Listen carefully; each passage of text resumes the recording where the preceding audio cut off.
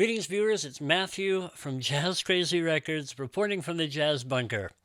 Have you ever wanted to try digitizing 78 RPM records from your collection?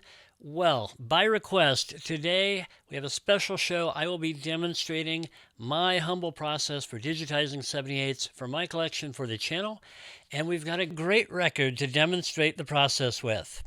So if that sounds interesting to you, stick around. We're going to get right into it.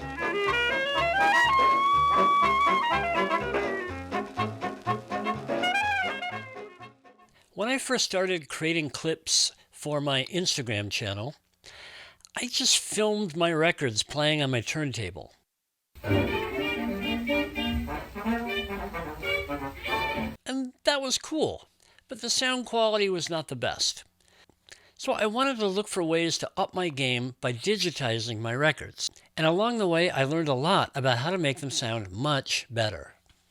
Now, before I go any further, I just want to say I am a rank amateur hobbyist. I make no claims to being a professional audio engineer. I've tinkered with audio production my whole life.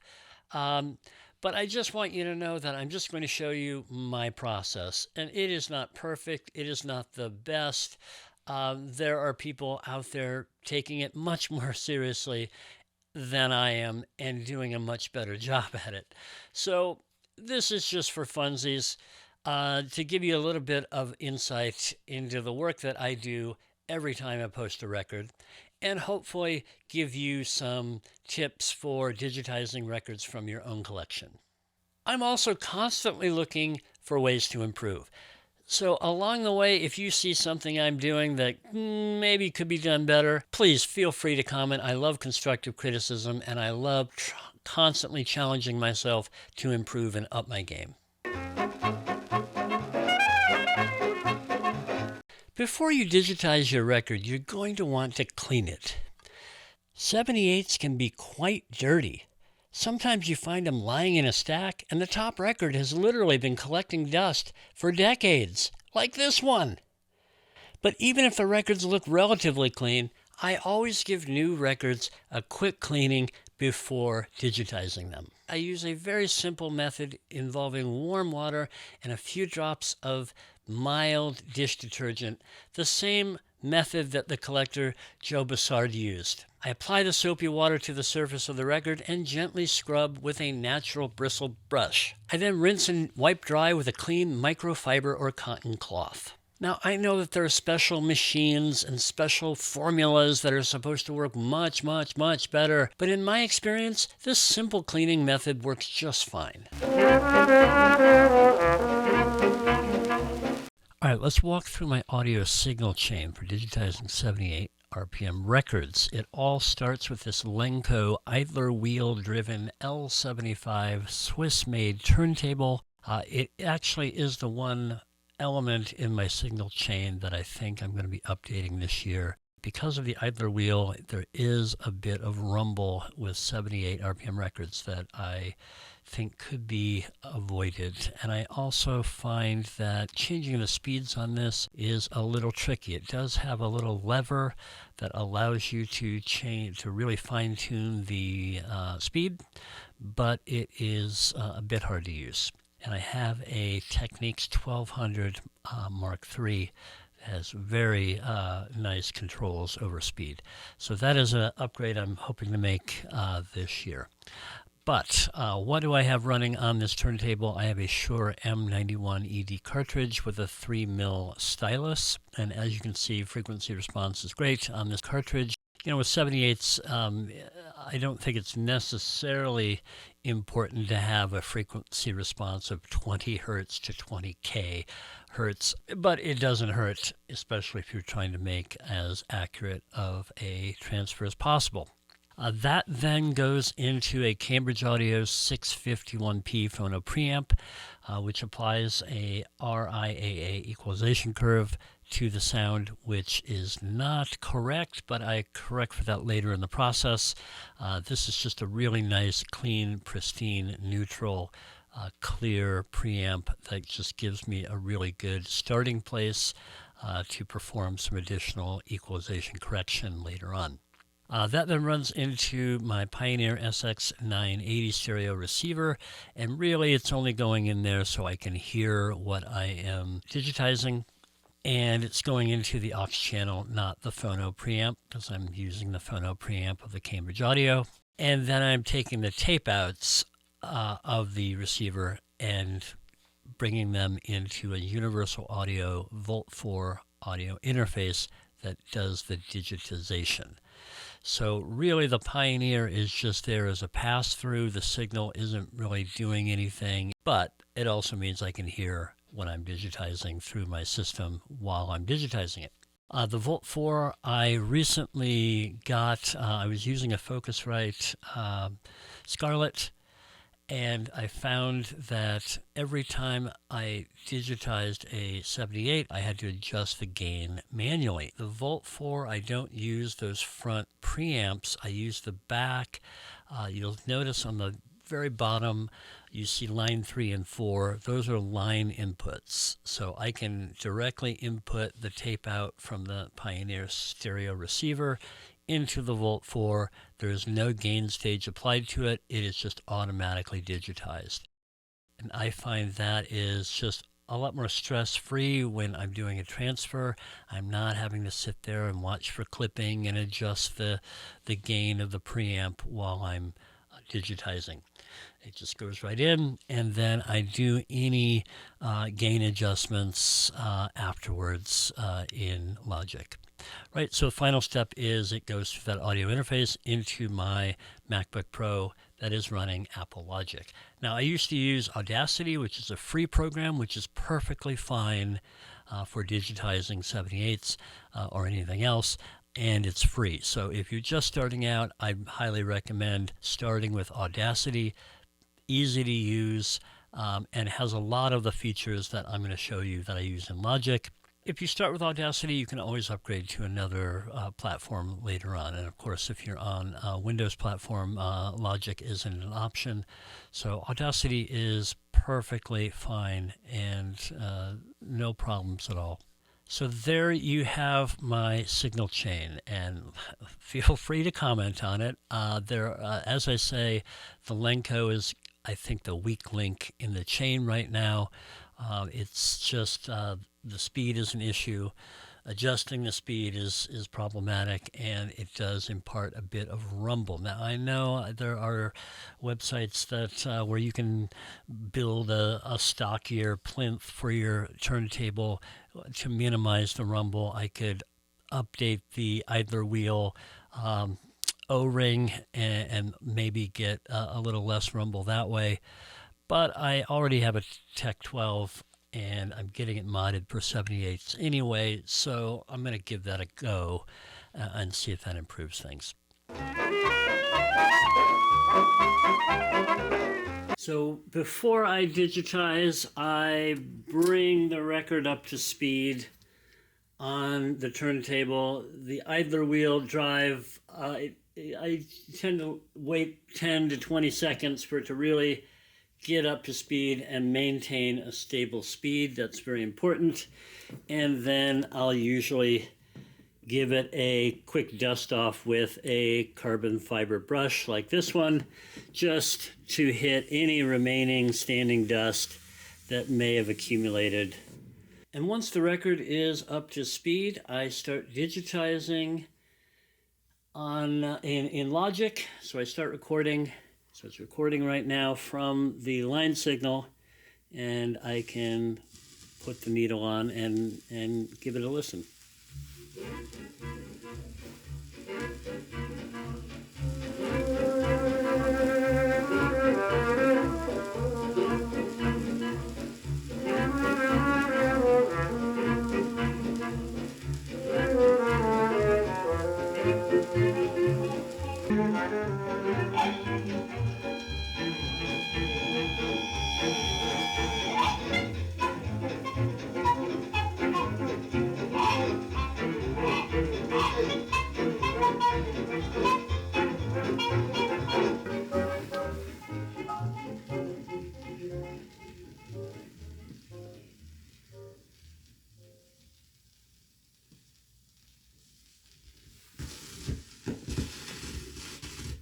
And once it's over, we remove the tone arm and I stop recording over in Logic. So let's take a moment to talk about my approach to digital transfers. Many people make digital transfers of 78s for different reasons. If you're at an institution, you may choose to make a transfer because you want to capture exactly what is on the grooves of the record in your collection and leave it in a raw state and not apply any kind of sweetening to it or any kind of effects to it. It's just the raw transfer of the sound in those grooves. And I approach this a little differently. My mission is I want to promote jazz. I want to promote this music. I want people to hear it and I want it to sound good and I want it to look good. So when I do these digitizations and when I scan these labels, I try very hard to make them look great and sound great. Now, I don't always succeed, but that's my mission. After digitizing the track, my next step is to use a tool called RX Elements to do some declicking. RX Elements is a product by a company called iZotope, and it's available for about $50 from their website. And if you are going to do a lot of transfers from 78s or even vinyl, this thing is well worth the $50. I can't tell you how much time it has saved me when I have been declicking. And again, I used to declick manually in Audacity, click by click by click. This product just makes the declicking process so much faster, and the end product just sounds a lot better. So when you open up the raw digitization in RX Elements, we can visualize the waveform of the audio and easily spot any areas with pops or clicks. Now this transfer looks pretty clean. Usually you'll see a lot of little spikes that indicate clicks, like say this one right here. Let's take a listen. So you heard that little pop there that we can visualize by seeing that little spike right here. We can also look at this as a spectrograph to see the frequencies in the audio, to visualize any noise either on the high end or low end in the track. And this gives a pretty good indication of the quality of the record surface and the quality of the transfer you'll be able to make. So the way a spectrograph works is we see the frequencies from low frequencies at the bottom to higher frequencies at the top. So if, for example, if a record has a lot of surface noise, you'll see a lot more activity up here in the higher frequencies, for example. And we can kind of see the rumble of the turntable down here in the super low frequencies. In this case, the surface noise is super low, which is surprising to see as this record was graded V+, so I was expecting a lot more problems. But this is a case where the play grade is much higher than the visual grade. Records like this in excellent condition that were pressed by quality labels will generally have a very low noise level and make the best candidates for transfers.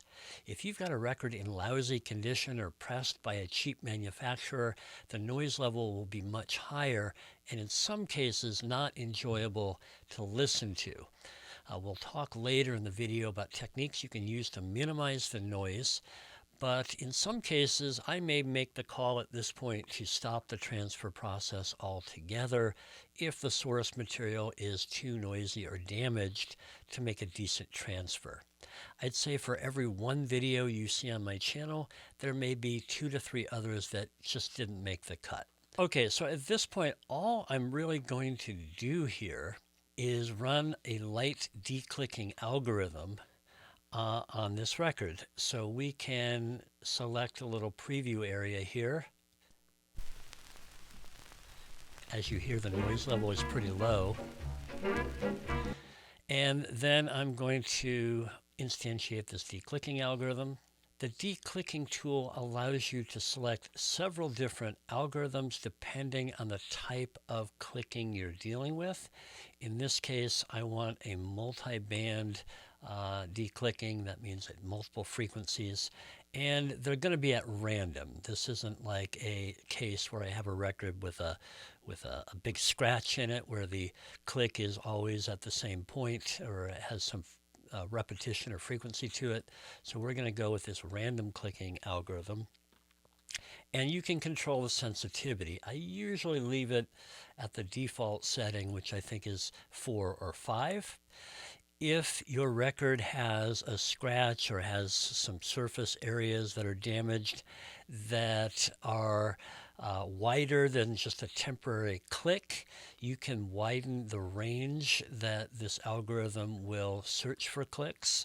So again, with tight little pops and clicks, the default setting is just fine. But if you, again, have more serious damage, you may need to increase this. And then you can also skew the frequencies. So if you're getting a lot of lower frequency pops or rumbles, you can skew it to the lower frequencies. And if you're getting a lot of high-end sizzle, like bacon frying, you can pull it up to the higher frequencies. But let's just take a listen to the algorithm at work.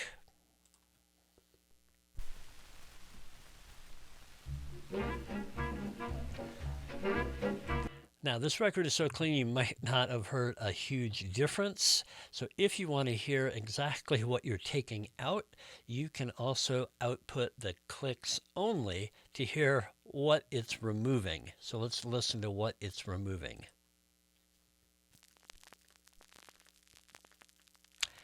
Now you hear it. Right. And this also gives you a good indication of if you've gone too far. So for example, if I crank all these settings up to insane levels and then preview it, you're going to hear that I'm not only taking out clicks, but I'm also taking out some of the audio.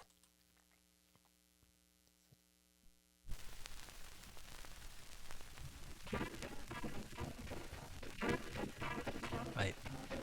And I don't want to take out audio, so right, this is how you can kind of tell if you've gone too far with the declicking.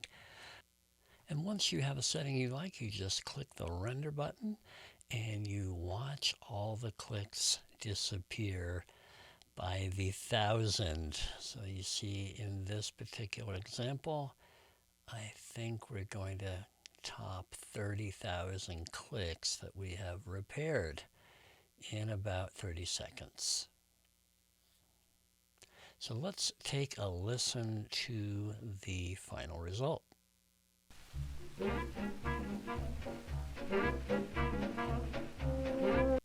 And just for fun, we can toggle back and forth between the old version with the clicks and our new version that has been declicked. So I'm going to play a little bit of the end of the record where the clicks are a little more audible.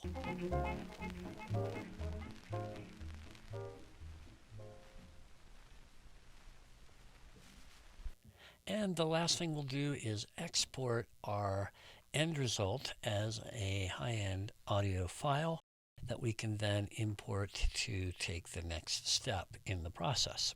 I usually add the initials DC to the file name to indicate declicked.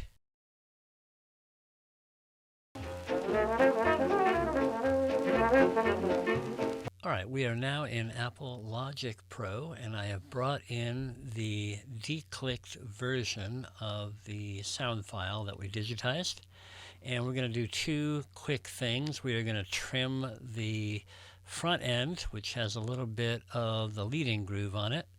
And we're going to trim the outer groove, which also has this little section where the the needle hit the outer groove and started clicking a bit.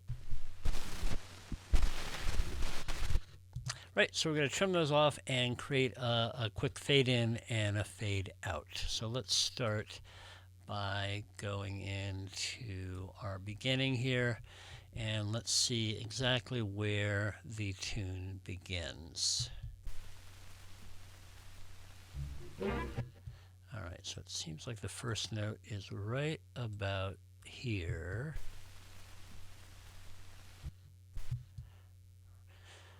So I'm going to give us about a little under a half second lead in. Let's hear how that sounds. Oops. All right, maybe I'll give it even a little less. And then I'm going to make a cut and come in a little closer.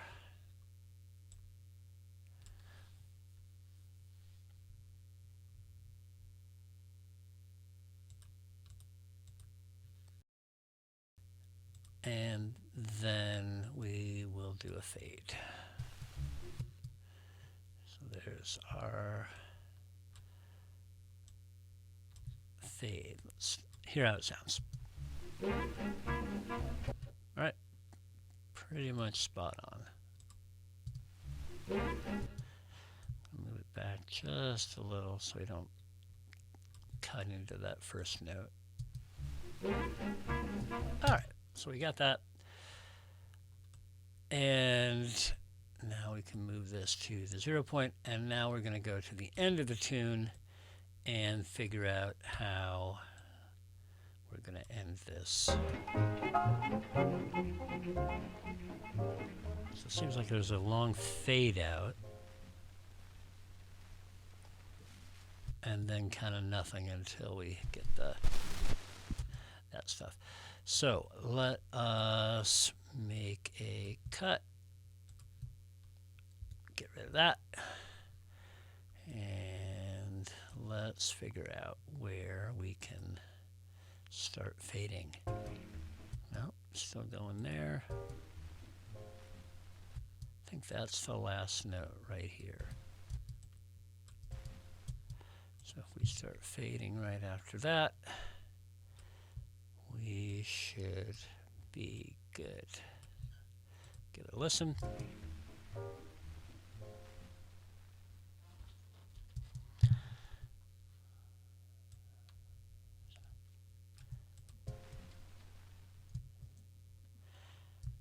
Sometimes just play around with it. All right, that seems pretty good. Right, so now I've got a fade in at the beginning and a fade out at the end. Next, I want to make sure that the play speed of my turntable is accurate for the speed at which the 78 was recorded at. As many of you know, 78 RPM records will sometimes sound out of pitch if you play them exactly at 78 RPM. Some records need to be slowed down a little, some records need to be speeded up a bit to sound right. Now, if you have perfect pitch, this is not difficult at all. However, I don't have perfect pitch, so it can be a bit dodgy to get it right.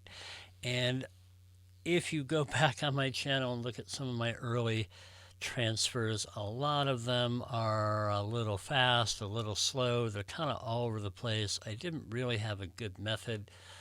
It's kind of hard to figure out how this is supposed to sound if you don't have perfect pitch. But I think I found a method that seems to work for me. Now, don't laugh.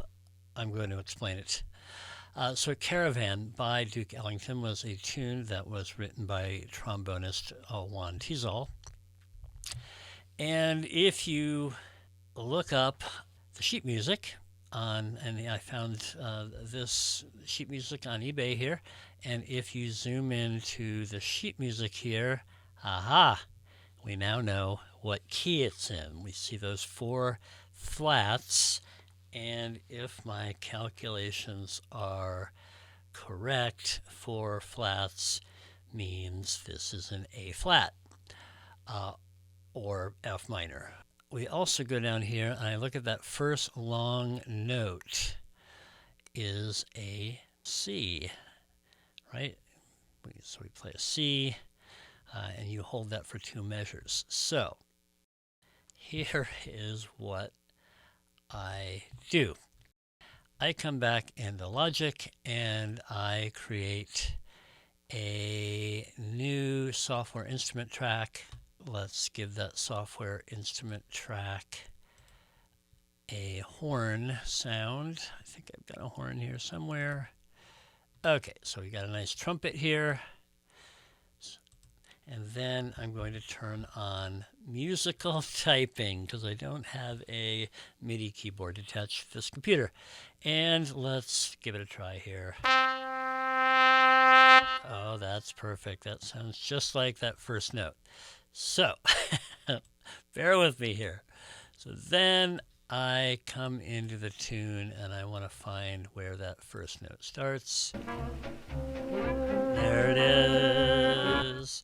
So I'm going to create a little loop that starts.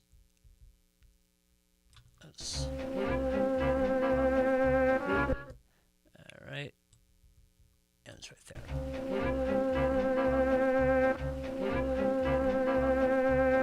All right, so here's my method. I'm going to play the software instrument C while that loop is going and try to figure out if my transfer is sharp or flat. So my ear can figure that out with great difficulty. So let's give it a listen.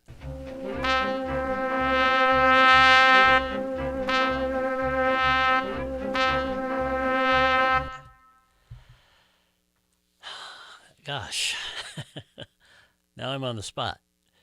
I'm hearing that this note on the transfer is a little sharp, so we've got to flatten it a bit. So I've got this little Varispeed adjustment where I can adjust the speed and the pitch of this audio file. So let's try going down by 1% and see how we're doing.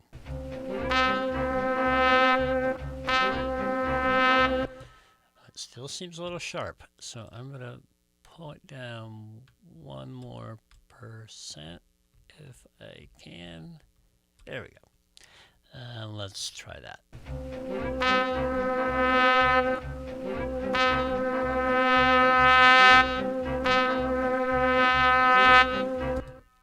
Okay, that sounds right. Right? All right, you see, this method is kind of spotty. But that's my method. And it seems to work. And I wish I had perfect pitch because it would be so much easier. Let me just give it one more listen to make sure.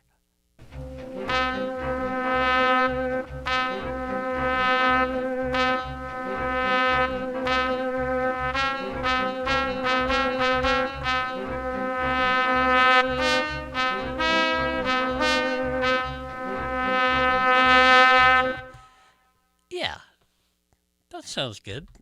So we have got the record speed right. Now, some of you who listen to the channel do have perfect pitch, and it really bothers you if a tune that is in supposed to be in A flat is in G or A. So I try to get it right, and hopefully I'm doing okay. Again, if one of my transfers does ever sound way off, just feel free to comment and let me know.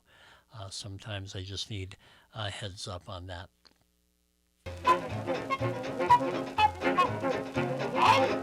If you remember, I digitized this clip through a phono preamp that was set to RIAA equalization, and which is not correct for these early 78s. So this is going to take a little bit of time to explain. But basically the idea is when you are mastering a record for production, you attenuate the bass frequencies and you emphasize the higher treble frequencies. And the reason is, one of the reasons is if you have really loud bass frequencies on a record, that can cause the stylus to just jump right out of the groove. So to counteract that, the bass frequencies are attenuated and the treble frequencies are accentuated. And then when you are playing a record and you run it through an RIAA equalization curve, it increases the bass frequencies and decreases and rolls off the higher treble frequencies. The problem is that the RIAA curve was not widely implemented until very late in the 78 RPM era. So you have all these different companies that have all these different equalization curves that are all slightly different from one another. So I found this great website, and I'll put a link to this in the description so you can find it too. The cool thing about this, it has a lot of great information about how to find the correct playback equalization of a record of an unknown vintage. It also gives a bunch of EQ curves of various different labels.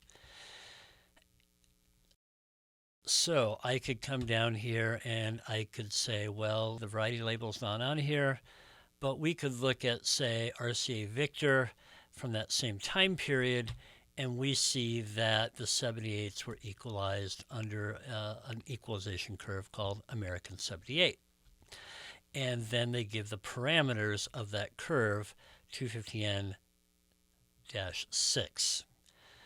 And if I go and look up, let's just look up another popular American label, like Columbia Electrics, until 1940, also used American 78.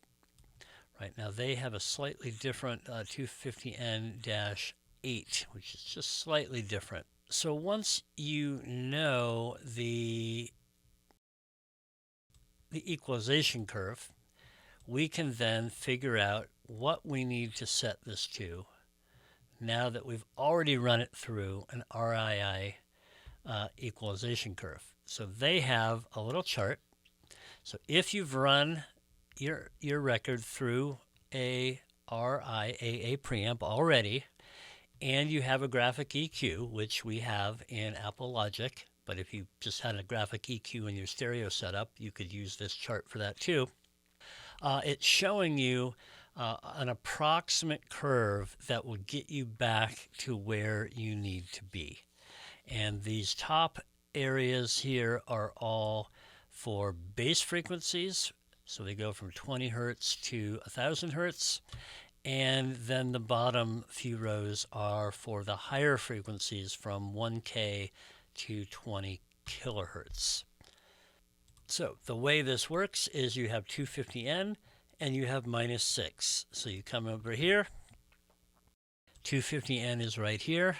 And as you see, what 250N does is it just gives a slight attenuation to the bass frequencies that are centered around 100 hertz. And that will correct for the RIAA curve that's already been applied. Then the -6 is down here. And as you see here, we're starting here at 1 kilohertz and gradually going up to increase the gain by 7.7 decibels centered around 10K. So how do I use this in Logic? I have plugins that I will turn on, and this is 250N. I programmed this in here and then saved it as a preset. So anytime I need 250N, I bring it up and there it is. And if you remember, we have a -6 decibel attenuation centered around 100 hertz and going up to 0 hertz at 20 and 0 hertz at 1K. So again, this is an approximation, but I think it's pretty close. And then I've got this one for -6, and this is what -6 looks like. Starting at 1K, we're going up, up, up, and at around 10K, we're at 7.7 decibels here. And this got a little tricky because I'm using this shelf filter to get that curve just right so it levels out. So I'm gonna find a space in the song, and I'm first gonna play a little bit with these EQ settings off, and then I'm gonna turn them on after about 3 or 5 seconds so you can kind of hear the difference.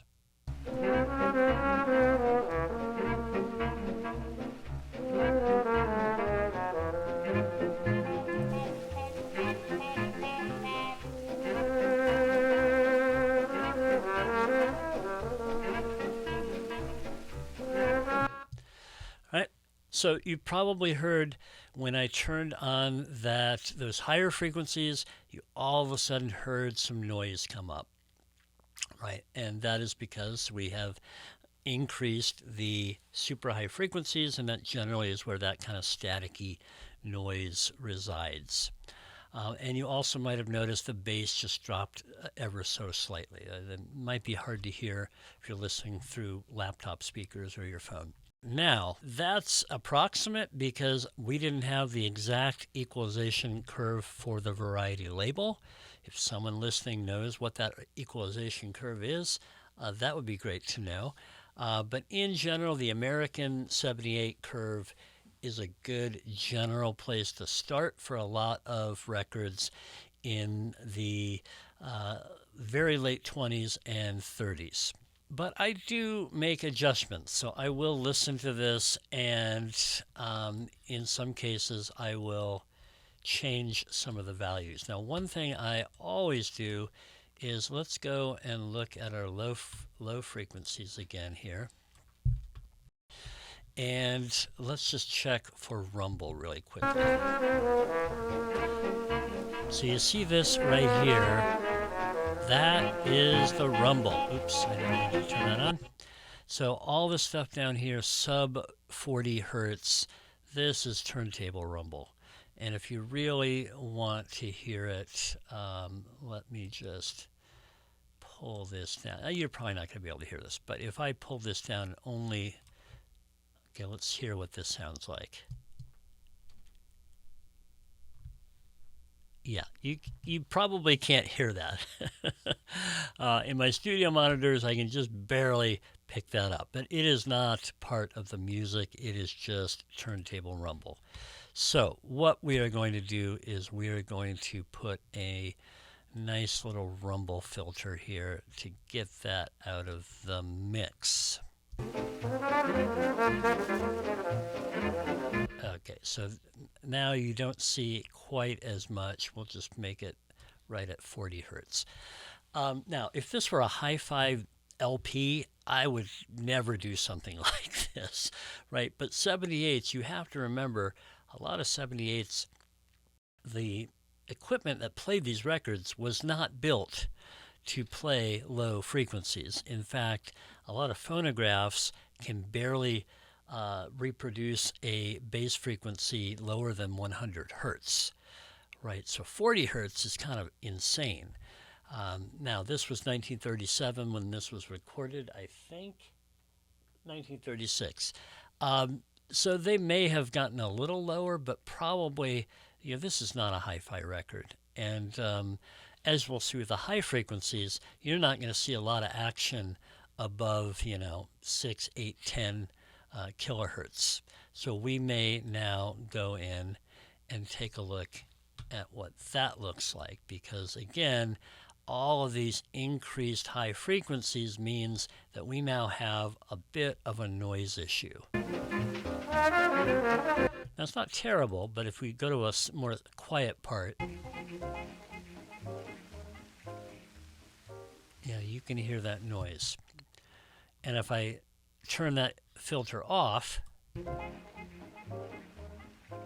it's not quite as bad, right? So this filter is definitely attenuating those frequencies. So what I have to figure out is there a bunch of information up here, and can I attenuate?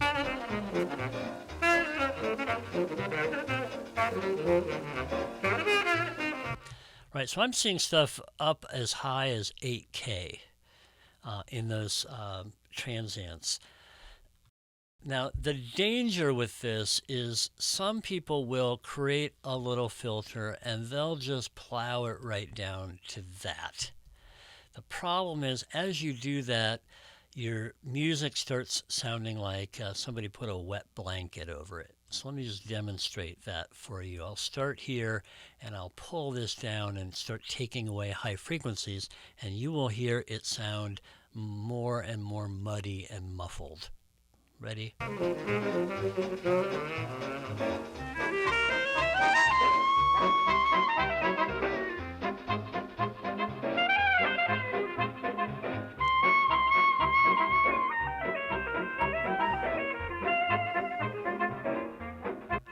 So see, I've got it so far down here, you don't hear any of these higher frequencies, and things are sounding pretty bad. Now, you don't hear the noise anymore, so there's the trade-off, but it really does not sound good like this.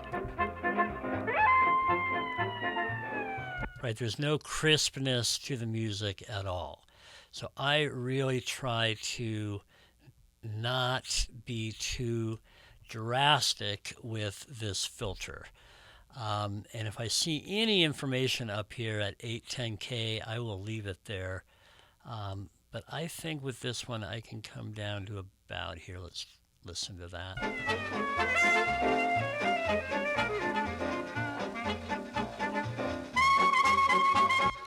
That's pretty good. Let's listen to the noise floor.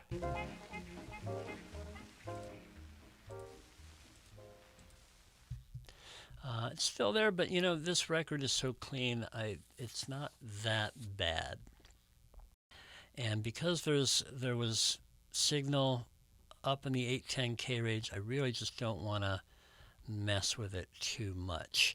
Now, if this were a different record that had a little more surface noise, I might take this down a decibel or two. And that's another way you can attenuate those frequencies without cutting them out entirely, if that makes sense. All right, so we have the EQ set. Now I'm going to show you one other way that you can improve the noise floor, and that is you'll notice that I'm looking at a stereo track, and some of you have probably been thinking, why isn't he using a mono cartridge, and why aren't we seeing a mono track here? And the reason is because when you have a stereo track, this is actually really beneficial, because in some cases on some records, one of the sides of the groove has better information than the other. Maybe you have a big click or a pop on your left but not on your right, right? So what we can do now, because we have two channels, is we can sum the channels to mono. And I do that in Logic with a gain plugin that just has a little mono button, right? So I'm going to play you the first few seconds normally, and then I'm going to play it with the gain summing to mono, so you can hear the difference. So you hear that noise floor? We're going to sum to mono now. Lower, right? It's still there, but it's much lower. Let's hear it one more time, with, out, and with. Here's stereo track. And here's mono. Right? So, good trick to get the noise floor a little lower. And now what I do is now adjust the gain. So remember when we brought this in to Logic, it had gone through a phono preamp, but that phono preamp was simply a line level input and there was no gain stage applied to it. So we may want to now adjust the gain a little. So what I do is I try to find maybe some of the louder parts of the tune and I watch these levels over here. And what I have here is a plugin that is a tube preamp, and I just adjust the levels of this. This just gives it a little vintage sound to it. And I'll adjust this level until I'm getting peaks around -6.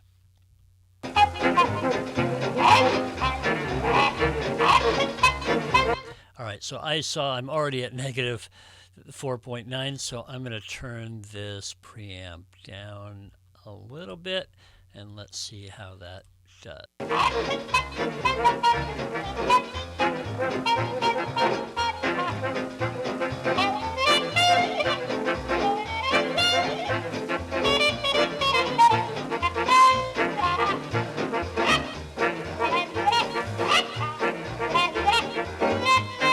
All right, those levels are looking pretty good. So that's just about it. And just for fun, I'm going to start playing the tune. And I'm going to start with all of these turned off.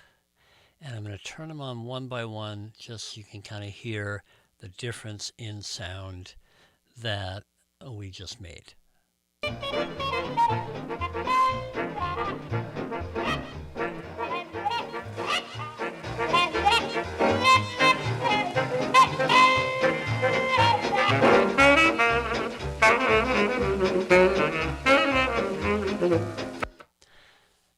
Right? So, I think it's sounding pretty good. Usually I will listen to it a couple times, make sure that, there aren't some transients in there that I missed that maybe get muffled a bit, or maybe it's too loud, or maybe it's a little grating on the ear. I may have to go and tweak the EQ settings. In some cases, I will go in the EQ, especially on a really old acoustic recording. If I need to bring up an instrument, I might use selective EQ to try to pump up the frequencies that instrument is playing within. But other than that, that is basically what I do. So it has a bigger, fuller sound, it is EQ'd properly, and it is summed to mono, so we have lowered the noise floor just a bit. So last step is we select our track, and I am going to bounce it to a audio file again. And I will save it under final audio without this raw declicked. Right, so this will be the final deal.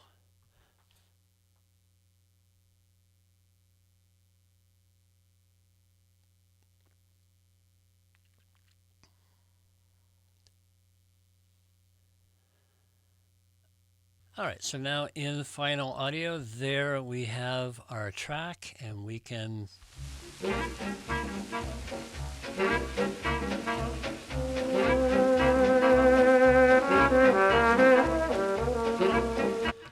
preview it. So now that we have a final sound file, the next step is to scan in the label image. I use a Epson desktop scanner to scan my labels. It is nothing special, but it does a great job. It's a color scanner, and it can scan at a fairly high resolution. The important thing with scanning labels is that you give it as much resolution as you can get so you get a nice crisp scan. And as you see that this resolution here is overkill for what we need for 78 labels.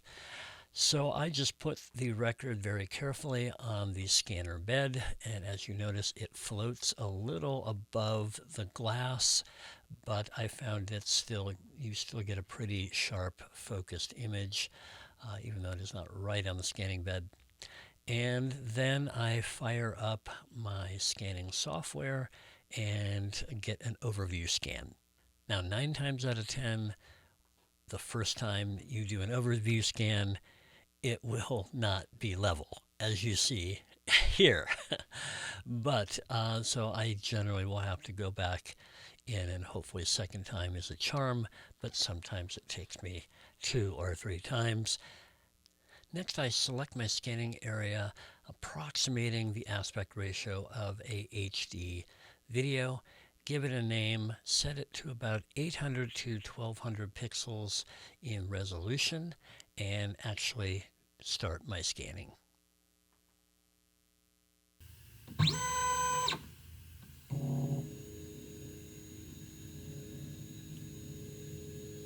And now my file is ready to bring into Photoshop for final corrections.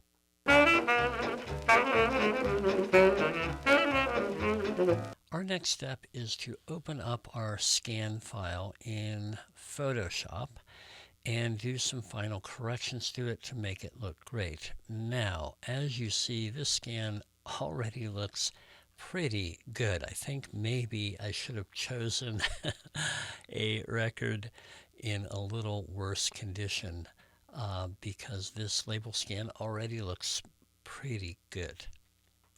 But here is my process. First of all, we notice that it is not absolutely, actually, no, it is. It's already straight. If it was not straight, I would use the ruler tool to measure across usually the artist name or the song title, and then I would go to rotate that image to straighten it out. But this image is already looking very good. As you notice, when I zoom in, it's already looking pretty good, and the resolution is holding up very well.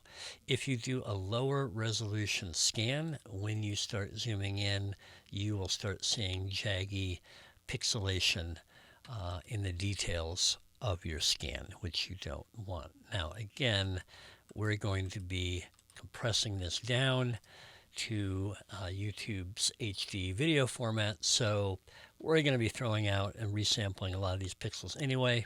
But just in case I ever wanted to print this image somewhere, I generally will keep it pretty high resolution. So my next step is I need to crop this at an aspect ratio that is 16:9, which is the aspect ratio of HD video. So I try to make the label as large as possible, and generally that means cropping out some of that inner groove information. So if I set my selection tool on fixed ratio at 16:9, whatever I select is going to be that proper aspect ratio, and then I can just move it around to center it up. And to check if it's in center, I just pull a guide out and it will lock, it'll snap to the center, and I need to move this back a little. Okay, so that is now centered, and let's check the vertical centering.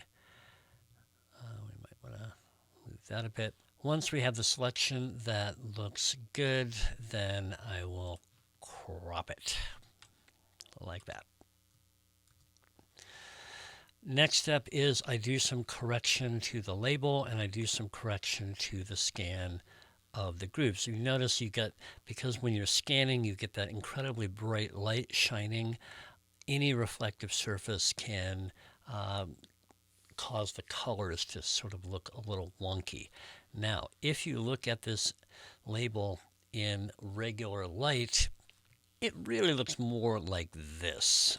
This is maybe a little dark, but you don't see that bright purplish color.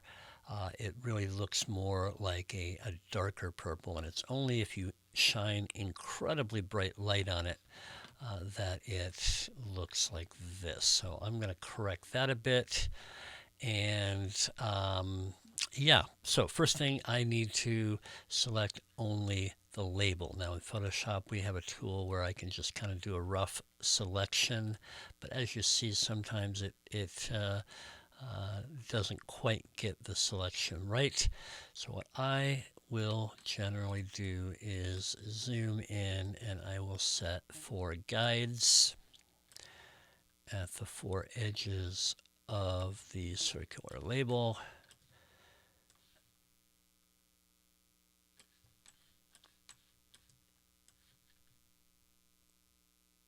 Just like that. And then I can take my circular selection tool, and it should be perfect. There it is. All right, so now we can get rid of our guides. So first thing I'm going to do is focus on the label itself.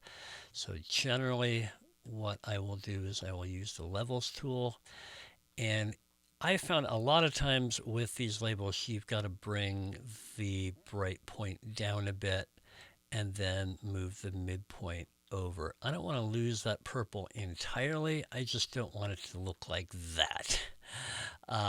So I won't make it super dark like this, but I'm going to try to retain the purple without overdoing it. Let's see. Something like that. Maybe a slight bit more. Okay. I think that's a fair compromise. And I will then go in and do any color balancing. This, again, doesn't look too terrible.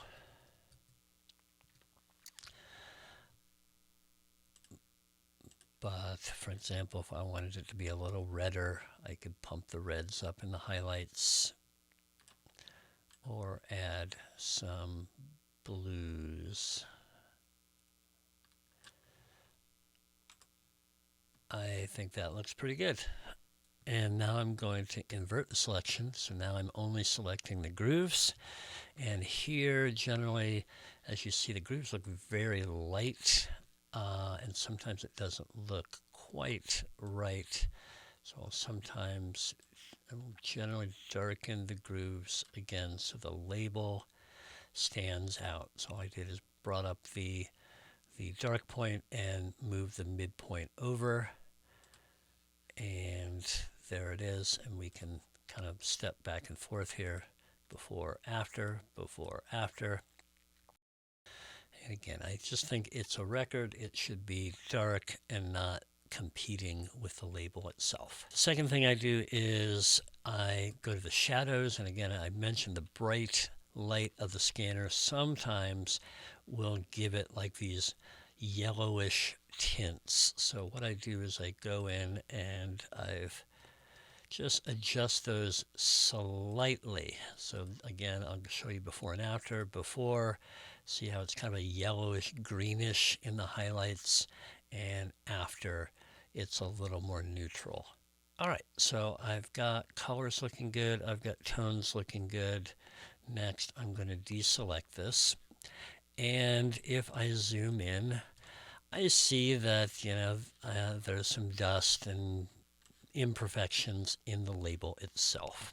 And what I will do is I will use the spot healing brush tool in Photoshop, and I will go around and just clean things up a bit. So you see how quickly this works.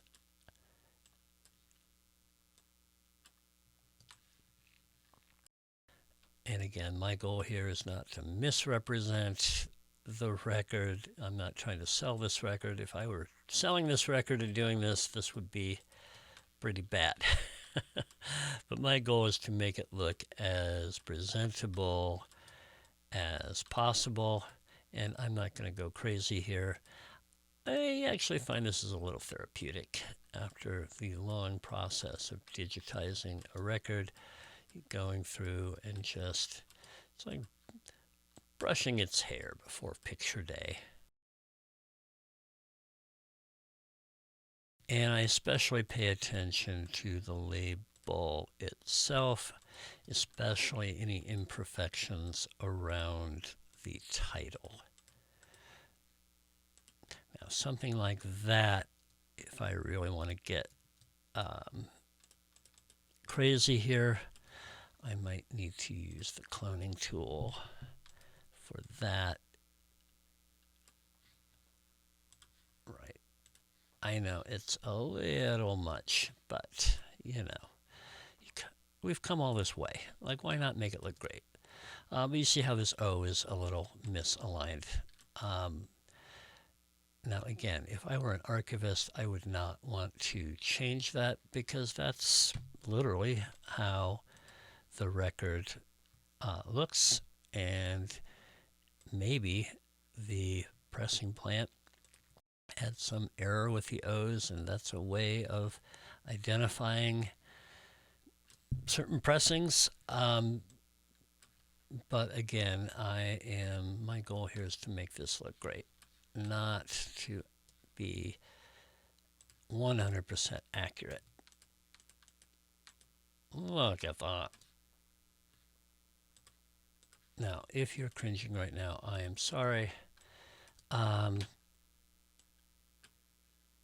know there are some who like to keep everything exactly as it was.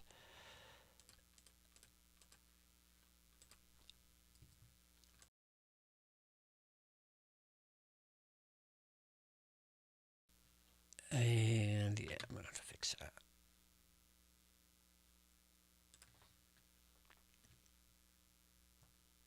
Yeah, the clone tool, you just pick a little spot that you're going to clone and it clones it. Right, I use that when it's super close to edges, because if you use the spot tool with edges, sometimes it messes stuff up like that. All right, now sometimes I go a little overboard.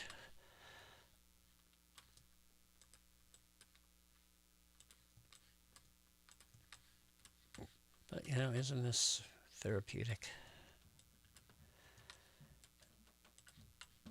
Every little, you know, when I was a photographer in art school back in the late 80s, there was something called spot toning, where you have a negative and you'd have dust on it, and you'd make a print and there'd be like little imperfections in it. So you'd have this bottle of spot toner, and I was incredibly bad at this, and you'd have to go around and with a very finely bristled brush and spot tone the imperfections in the image using ink. And mine always looked terrible because my ink would kind of bleed a little and it wouldn't look nice and precise. It would look like somebody handed a child a watercolor brush or something, and they proceeded to make dots all over the image. So I'm just working through my art school trauma here and just marveling at Photoshop's ability to come in here and very quickly make things look so much nicer. All right, let's zoom out and see where we're at.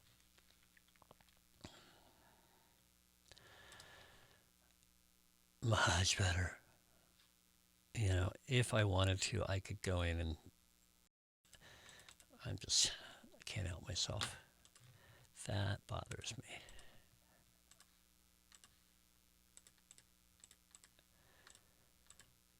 Okay.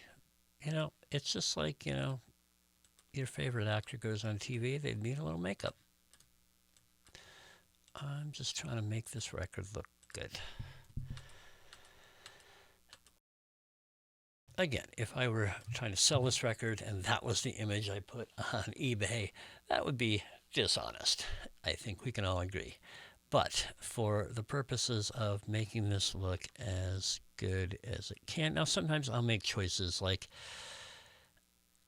this little scratch here. Do I take that out? Do I leave that in?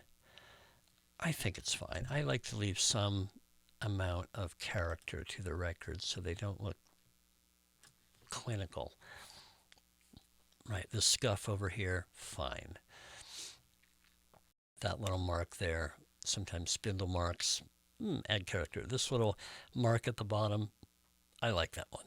Right, so it's like a bonsai tree. You're taking things away that visually bother you, and you're leaving things in there that make it kind of wabi-sabi.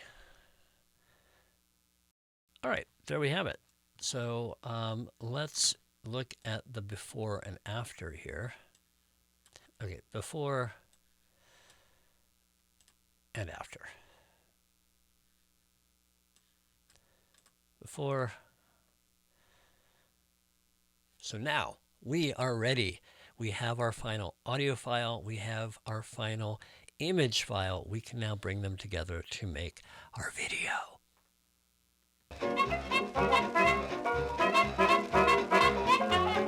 So we are now in Adobe Premiere Pro, and this is probably the easiest part of the transfer process. We have our nice looking image and we have our sound file that we've worked so hard on, and now we're just going to pull everything onto the timeline and scale it to the right size. And then I add our sound file. And I'm just going to make this label image over the entire length of the tune. And sometimes I'll add additional images in here, but in general, I think my aesthetic is this is a digitization of that record, so I'm going to show you that record label the entire time.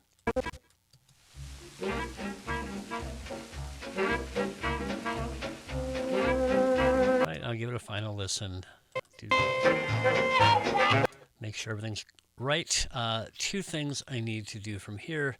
One is when I bring this image in, it oftentimes lightens it up for some reason. So I go back in here to gamma correction. I just correct that gamma.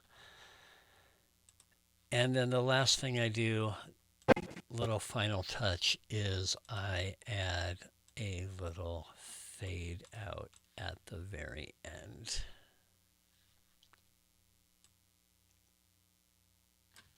Which I think is just kind of a cool touch.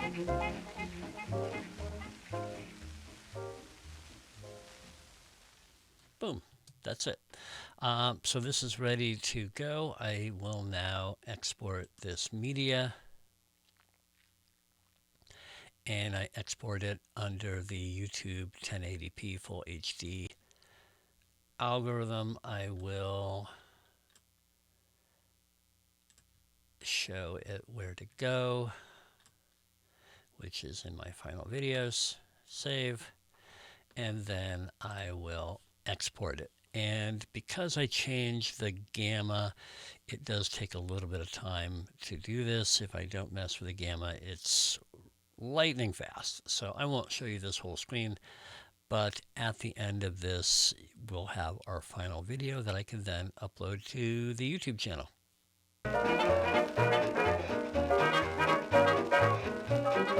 Now, for fun, let's watch a comparison of the audio and image adjustments that I've made to really get a sense of just how much of a difference these things make.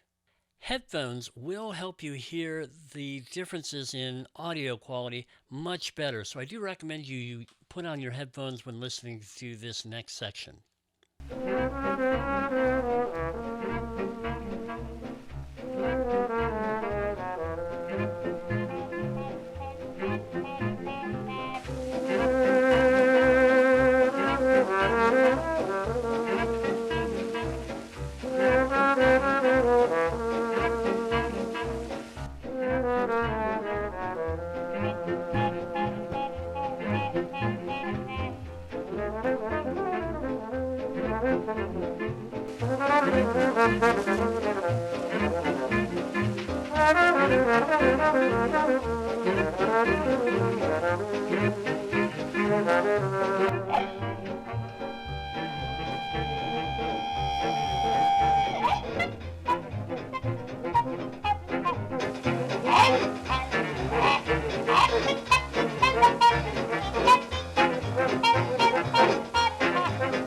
So that's how I make my transfers.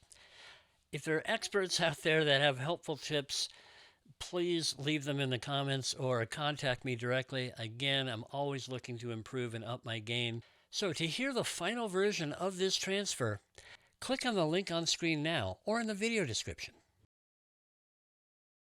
Thanks for watching, and I hope you enjoyed the video and this behind the scenes look at how the channel works. I hope it also encouraged you to try digitizing records from your own collection just for the experience of doing it. You can do so with free software like Audacity and implement a lot of the things I showed you today in that software platform. That's all I have for you today. So this is Matthew from the Jazz Crazy Records in the Jazz Bunker signing off. I'll see you real soon.